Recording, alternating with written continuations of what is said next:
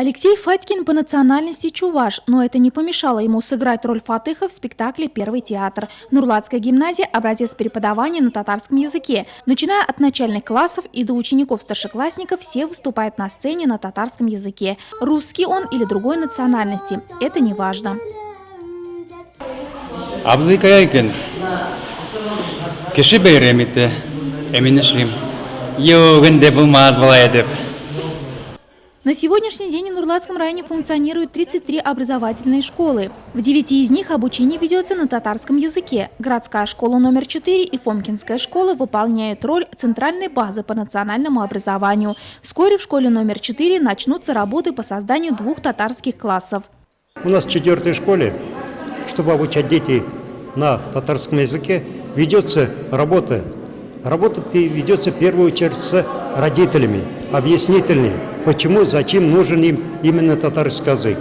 Некоторые родители думают, все, это только обучение на татарском. Нет, нет, так, обучение ведется на русском языке, а вот на татарский язык мы обращаем больше внимания. И все мероприятия так, среди учеников татар так, проходят на татарском.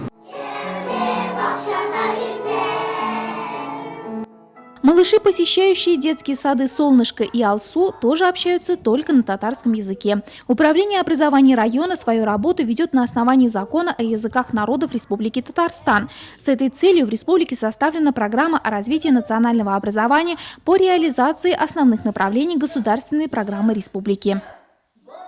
Наш детский сад уже существует более 24 лет как чисто татарский детский сад. В нашем детском саду и воспитание, и обучение ведется только на татарском языке. Среди родителей, конечно, и дети есть разных национальностей, есть и чуваши, есть и русские. Но со временем они настолько уже начинают очень хорошо рассказывать и разговаривать на чистом татарском языке, что родители вынуждены бывают изучать и параллельно с детьми и татарский язык. Проблемы и перспективы развития системы национального образования в Нурлатском районе. Об этом шла речь и на семинаре в Нурлатской гимназии. Глава района Равиль Кузеров, выступавший перед учителями татарского языка, заведующими детских садов и руководителями образовательных учреждений, предложил обмениваться опытом со специалистами из других регионов, работающих в данной отрасли.